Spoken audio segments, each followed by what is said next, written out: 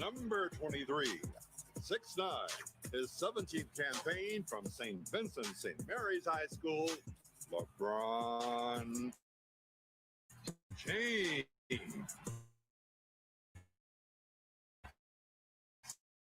Frank Vogel.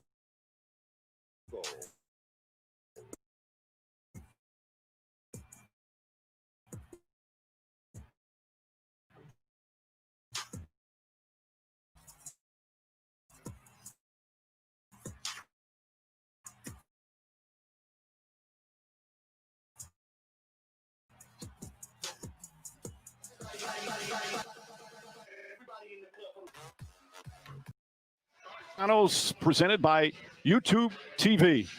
Advent Health Arena. It's the temporary home of the NBA throughout these playoffs and this entire bubble experience.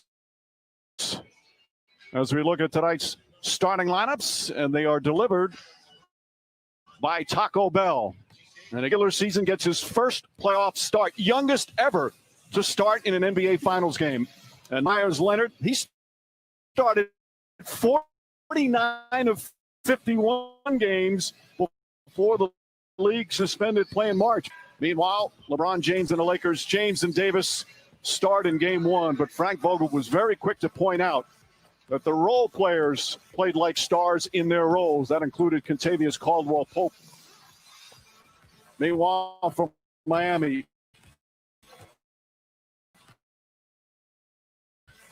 how can they win without two leading scorer before the finals throughout the playoffs? Bam Adebayo, their leading rebounder and assist man.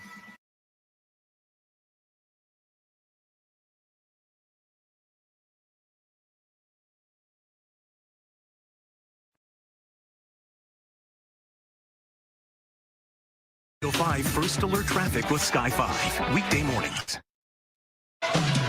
We are just about set to go for Game 2 of these NBA Finals, presented by YouTube TV. Advent Health Arena. It's the temporary home of the NBA throughout these playoffs and this entire bubble experience. As we look at tonight's starting lineups, and they are delivered by Taco Bell. And again, changes for Miami. Tyler Hero, who did start 8 games in the regular season, gets his first playoff start, youngest ever to start in an NBA Finals game. And Myers Leonard, he started 49 of 51 games before the league suspended play in March, but he has been completely out of the rotation in the postseason. Meanwhile, LeBron James and the Lakers, James and Davis start in game one, but Frank Vogel was very quick to point out that the role players played like stars in their roles. That included Kentavious Caldwell-Pope. Meanwhile, from Miami, in an NBA Finals, how can they win without two critical players? Goran Dragic was their leading scorer before the finals throughout the playoffs. Bam Adebayo, their leading rebounder and assist man. Two key components of all the success they've had here in the bubble.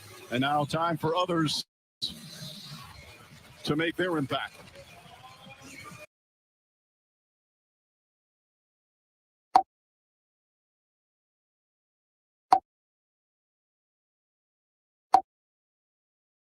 Now, once again, we say hello, everyone, with Mark Jackson and Jeff Van Gundy, Mike Breen on hand, Rachel Nichols with us as Game 2 is underway. The Heat underdogs before the series started. This is a monumental task, missing two key players. James gets inside, uses his left hand, and Butler comes away. Butler back to Leonard. Leonard kicks it out. Hero, Jay Crowder. Duncan Robinson shakes with a head fake. And that one in and out. Rebound goes to Howard. Well, three-point shooting is always critical in today's NBA. And for the Lakers, their start three-point range, Jeff and that James. Person for 17. Really struggled from three in the second half, but the game was. Meanwhile, Mark, from Miami, what's the number one thing that has to change for them in terms of their approach? I think for the first time in a long time in game one, they were outworked. and they have to be honest with themselves. They have to be better. This team is built on working and competing, and they don't have that. They don't stand a chance. Caldwell Pope lined it up, can't get it to go. Crowder with the rebound. In fact, Jimmy Butler even said that he felt the team was nervous for the finals. For most of the players, it was their first finals except for two. As Crowder fakes, Crowder drives and finishes. And he said they hung their heads when they started the ball behind. That's very unlike the Heat. Well, that was the first time they've been behind in a series. They got it handed to them, and they have to respond better. Danny Green floats that up, and Dwight Howard throws it down. Vogel again, quick to talk about the players like Caldwell Pope, Danny Green, Dwight Howard, Rajon Rondo, and their impact not only in game one, but throughout these playoffs. But it was needed in game one like never before because of the start that the Heat got off to.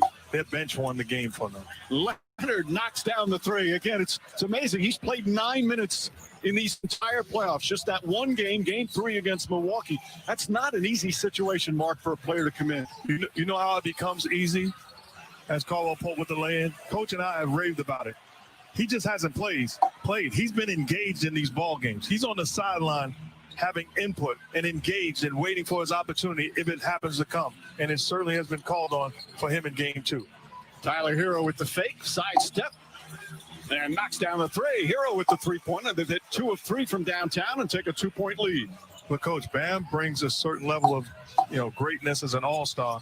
But when you look at Kelly Olynyk and Myers Leonard, both of those guys are different because they can impact the ball game from the three-point line. Right, and that ability to stretch it out to three gives them another guy that can spread out the size of the Lakers. Eric Spoelstra was saying about these players, they played big roles throughout the year. They just haven't been playing much in the playoffs, but they're very comfortable with having them on the floor. Danny Green misses. Butler the rebound. Miami was zone on that out-of-bounds possession, did a good job taking away the inside pass, contested the three late. Nice feed inside. Leonard layup. James may have gotten a piece of it and brings it the other way. Alley-oop inside. Well defended by Crowder, but right there is Dwight Howard, who's very aggressive early. 4 quick points for Howard.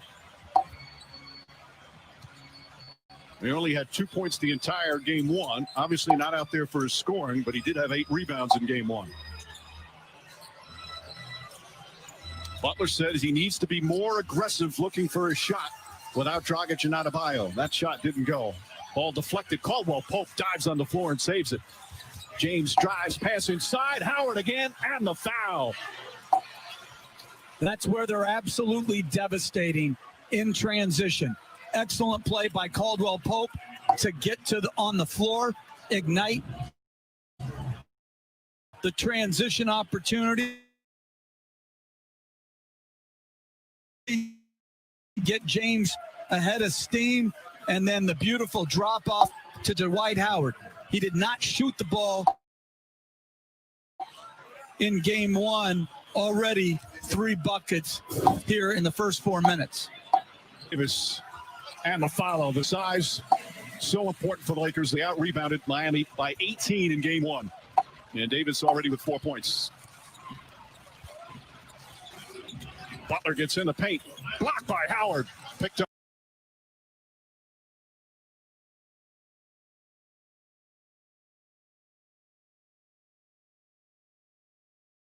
Backcourt is big with Green and Caldwell Pope. James looking. Here's Caldwell Pope, drives against Dragic, gets inside, kicks it out. Danny Green, the corner three. And the rebound goes to Crowder. Miami Heat sweeping Indiana in the first round, 5 games against Milwaukee in the second round, and then a 6-game victory against Boston in the conference finals. They have been quite the story here in the bubble. Dragic kicks it out. Crowder with a corner three. That's good. And to get him back on track after shooting the ball so poorly after game one in the conference finals is critical. He was 4 for his last 28 from 3 in those conference finals. Prior to that, he had been their best 3-point shooter earlier in the playoffs. I love the decision by Miami to double Davis and now James in isolation. And Anthony Davis connects on that. He has been just superb in the playoffs, averaging 57% from the field, almost 29 per game. But I agree with you, Coach. Those two guys, Butler knocks down the shot, are proven to have the ability to win games and win this series. And they just get to the free throw line and just get you deep into foul trouble. All the Spires fight for the rebound. And Adebayo comes up with it. Miami has been an excellent three-point shooting team all season. It's one of their strengths. They went through a severe three-game slump in the conference finals before breaking out in the clincher as Butler drives and finishes. He runs. LeBron James brings it up. This is his 50th NBA Finals game. 5-0. Unbelievable. Davis rushed it a bit, missed it, but Crowder couldn't hold on, and Laker ball. And this is going to be key to me, Coach. LeBron James defending Jimmy Butler. Butler's